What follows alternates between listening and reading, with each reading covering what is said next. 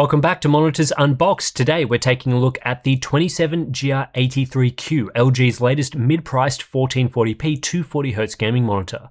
The 240Hz market has been one of the most competitive this year, with new budget offerings, high-end OLEDs for HDR gamers, and everything in between, so it'll be interesting to see where the 27GR83Q fits into that pack.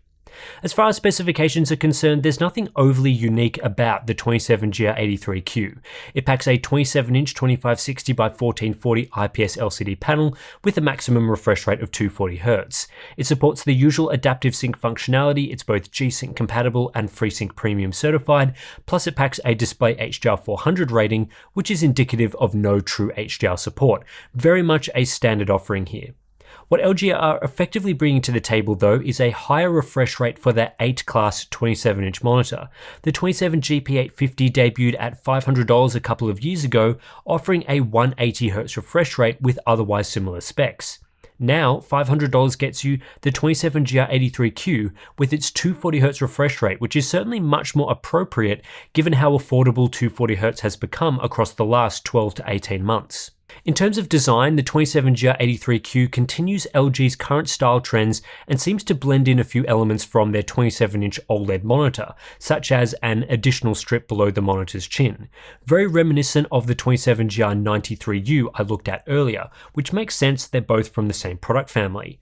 Most of the outer surfaces are grey plastic, which looks fine, and I like the rear design with its central hexagonal box and patterned rear panel.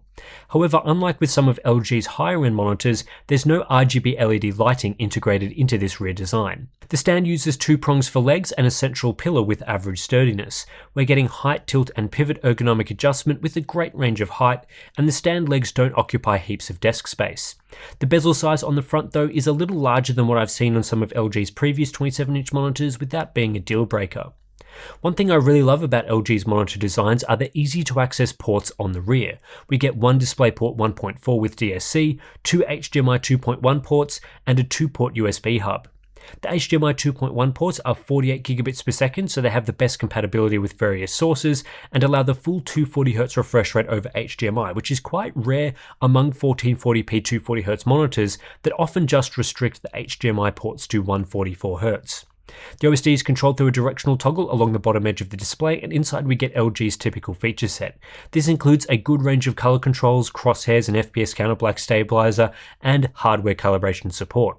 There's also the ability to disable deep sleep and DSC in the monitor settings, which are nice compatibility features that we don't always get. For motion performance, LG offer 4 overdrive settings, the first of which is overdrive off. Here we see native panel performance, which at 240Hz is around a 9 millisecond response time with no overshoot. This isn't a terrible result, as cumulative deviation is reasonable, around the 560 mark, not suitable for 240Hz gaming, but a big step up over older IPS monitors. The normal mode improves performance to 8.8 milliseconds on average and produces little to no overshoot. Cumulative deviation is also improved slightly. This is the sort of mode you'd choose if you want to make sure you never see overshoot or inverse ghosting artifacts, even if it sacrifices speed at the highest refresh rates. The default experience is using the fast mode, which further improves response time performance to a 6.87 millisecond average, which is okay, but not quite fast enough for 240Hz in my opinion.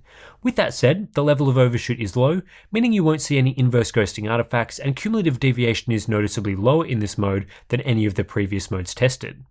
The faster mode is an interesting one. This isn't the worst example of super aggressive overdrive that I've seen. Response times are pushed up to 3 milliseconds, and that leads to a much higher level of overshoot than previous modes. However, this overshoot tends to be short and sharp, producing reasonable cumulative deviation.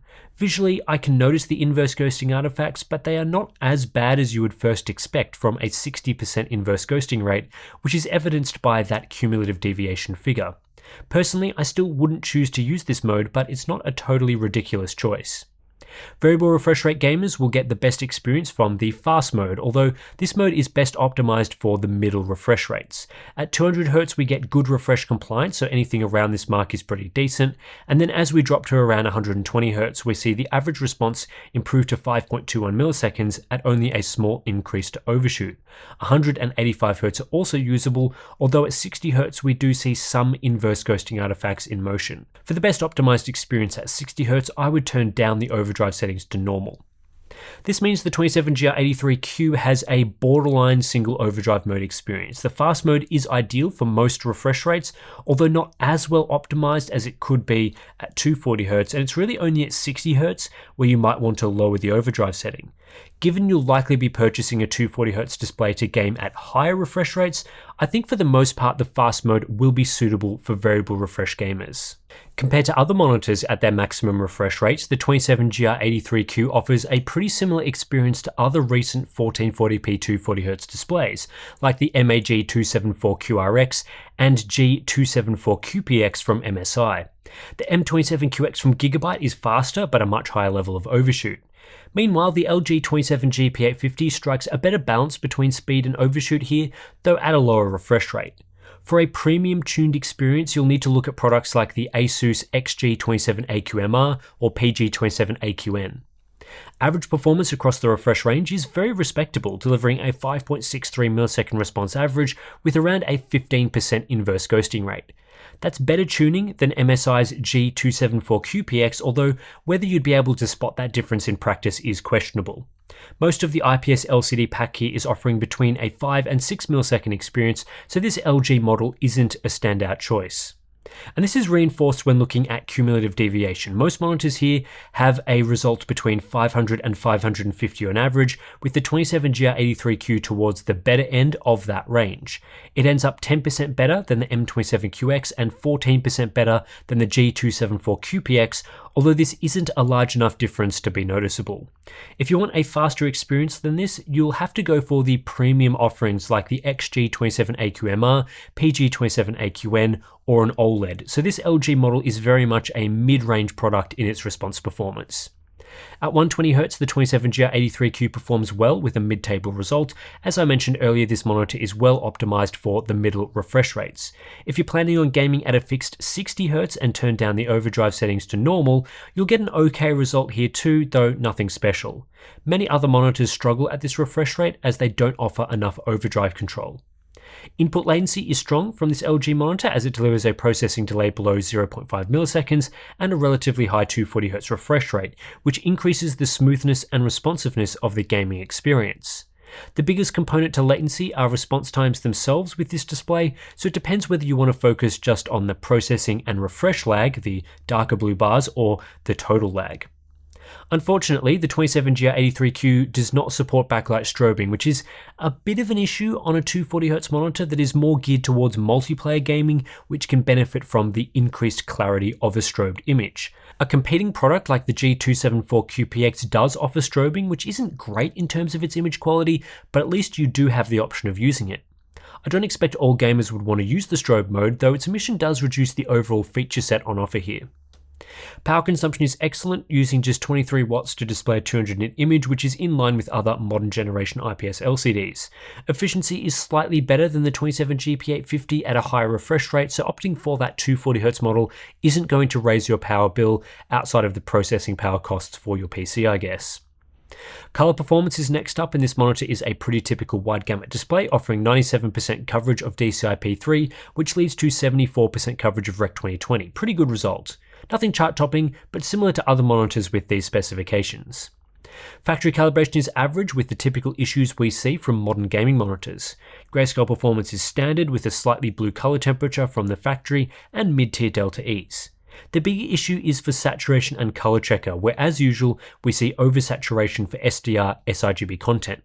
The level of oversaturation isn't too bad compared to the widest gamut monitors around, but still not ideal. Compared to other monitors, factory grayscale performance is average, nothing too special, and similar to LG's other efforts.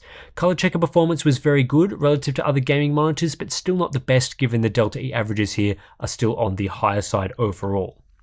The good news for buyers is that the 27GR83Q is very easy to calibrate with a wide range of options. There's an sRGB mode with full control over white balance, plenty of other color controls, and hardware calibration support through LG's Calibration Studio. So if your unit doesn't ship with accurate colors, it's pretty easy to correct.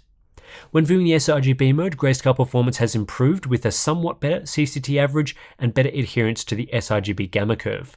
Delta E performance is a little better as well. sRGB gamut emulation is effective, as you can see from the saturation and color checker charts.